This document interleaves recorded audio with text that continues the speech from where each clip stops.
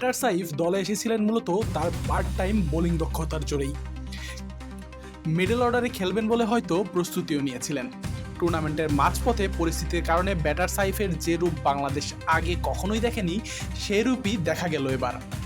আফগানদের বিপক্ষে নরবরে ৩০ রানের ইনিংস খেললেও শ্রীলঙ্কার বিপক্ষে সাইফের সুনিপুণ ব্যাটিংয়ের কারুকার্যে সুপার 4-এর প্রথম ম্যাচে বাংলাদেশের জয়ের পাটাতন তৈরি করেই দিয়ে এলেন।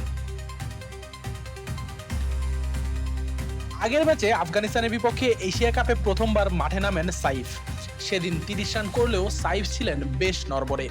কিন্তু নিজের মায়ের দেশ শ্রীলঙ্কার বিপক্ষে যেন শুরু থেকেই দারুণ আত্মবিশ্বাসী সাইফ হাসান।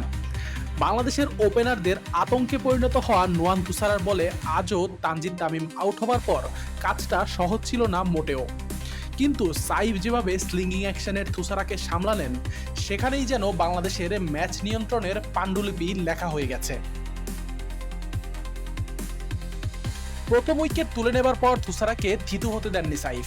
টুর্নামেন্টে শ্রীলঙ্কার সেরা বোলার তুষারাকে স্ট্রেইটে ফ্লিক করে মারা সাইফের ছক্কাটাও অনেক দিন মনে রাখার মতো। এরপর একজন পাকা ওপেনারের মতো যখন যা দরকার করেছেন।